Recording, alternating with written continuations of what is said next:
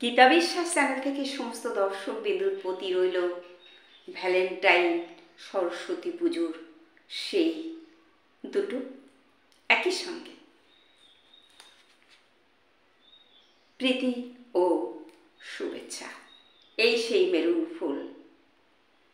হ্যাঁ, তবে কি বলবো,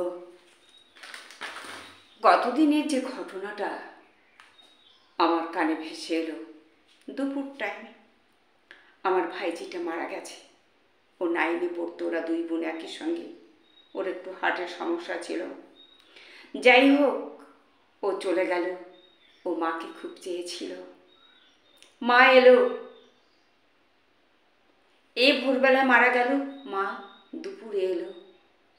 এইটুকু সময় দিল না ঈশ্বর, দিল না। তাকে শেষ দেখা দেখি। তাই বলি আমি কালকে পারিনি বলতে, সুন্দর ফুটফুটি মেয়েটা চলে গেল।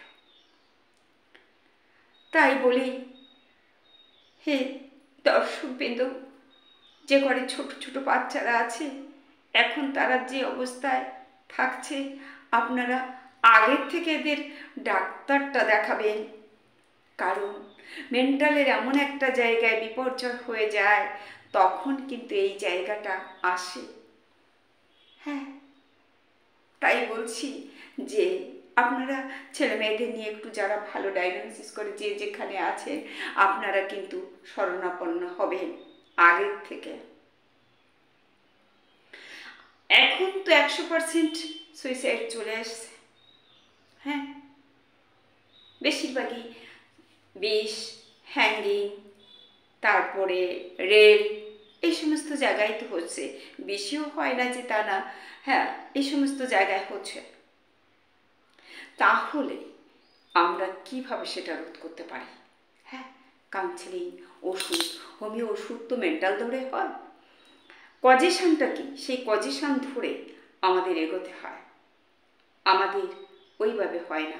জ্বর হলো, কাশি হলো, এভাবে হয় না। কাশিটা কোন টাইপের, জ্বরটা কোন টাইপের, কখন আসে?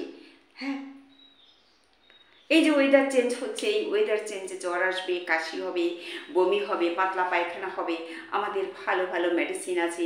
সেই মেডিসিনগুলো যদি আমরা সঠিকভাবে অ্যাপ্লাই করতে পারি, তাহলে কিন্তু হয়ে যাবে। আমি গোবরডাঙ্গায় নামবো, যদি আমি মসলন্দপুর নেমে যাই, তাহলে কি হবে?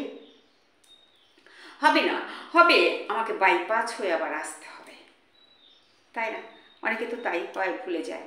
আর ভুলে যাওয়াটাও একটা রোগ। হ্যাঁ, তাই আমরা কাউকে ক্ষমা করতে পারি না। আমরা কিন্তু সবাই রোগী কম বেশি। হ্যাঁ, এইবার দেখুন এই জায়গাটা দাঁড়িয়ে সমস্ত ঘরের ছেলে মেয়েদের আপনারা বকবেন না, রাগ করবেন না, ওষুধ দিন। ওরা যদি 1 ডিগ্রিতে থাকে, আমাদের 5 ডিগ্রিতে থাকতে হবে। হ্যাঁ, ওষুধটা ওদের দিতে হবে। ধীরে ধীরে যে কারণ থেকে ওই জায়গাটা এসছে, সেই জায়গাটা যেতে হবে। দেখবেন অনেকে বলছে অবৈধ প্রেম করছে। কারা অবৈধ প্রেমগুলো করে? হ্যাঁ, এবার দেখা যাচ্ছে সে কোনো জাতপাতও মানছে না, এরকমও আছে। মেডিসিন চালাও, কোথা দিয়ে এটা আসছে, তার কোনো ভয়, লজ্জা, ভীতি কিছু নেই। তাহলে সেই পেশেন্ট হচ্ছে কার্সিনোসিন পেশেন্ট। তাহলে তাকে কিভাবে ট্রিটমেন্ট করা হবে? হ্যাঁ, তাই আমার সমস্ত দাদা দিদি, যাদের ঘরে ছেলে মেয়ে আছে, যারা একটু শান্তি পেতে চান, একটু স্বস্তি পেতে চান, কারণ বংশে যখন বড় রোগগুলো থাকে, তখন এরা জেনেটিক কোডে ভেঙে, ডিএনএ ভেঙে এদের অনেক বিপর্যয় হয়ে এরা পৃথিবীতে আসে। হ্যাঁ, এই তো সেদিন একটা থ্যালাসেমিয়া পেশেন্ট এলো আমার কাছে। আমি স্যারের হাতে হ্যান্ড ওভার করলাম। স্যার বলল, না, কোনো পথ নেই। কারণ হিমোগ্লোবিন 4 না 5 নেমে গেছে। হিমোগ্লোবিন আমাদের বাঁচায়। সেই হিমোগ্লোবিন যদি আমরা কাউন্ট না করতে পারি, আমাদের বডি তৈরি না করতে পারে, তাহলে আমরা বাঁচবো কী করে?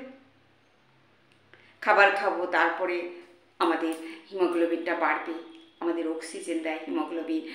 মেয়েটা শ্বাসকষ্ট হচ্ছিল, আমি ওকে আর্সেনিক দিয়েছি, ও কিছু একটু রিলিফ পেয়েছে।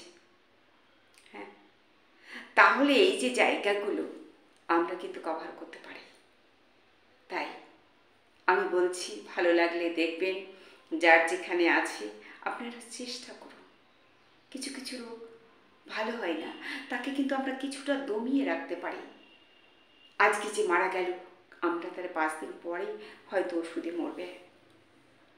হ্যাঁ, কালকে একটা বন্ধু এসেছিল আমার চেম্বারে, সে বলল যে আমার মাকে আমি 4 স্টেজে নিয়ে গেছি সুনির্মল সরকারের কাছে ঠাকুরনগরে। উনি 3 বছর বেঁচে গেছে হোমিও মেডিসিনে। ডাক্তার বলেছিল তোমার মা আর বাঁচবে না। তাহলে কি করে সে 3 বছর টেনে দিয়েছে।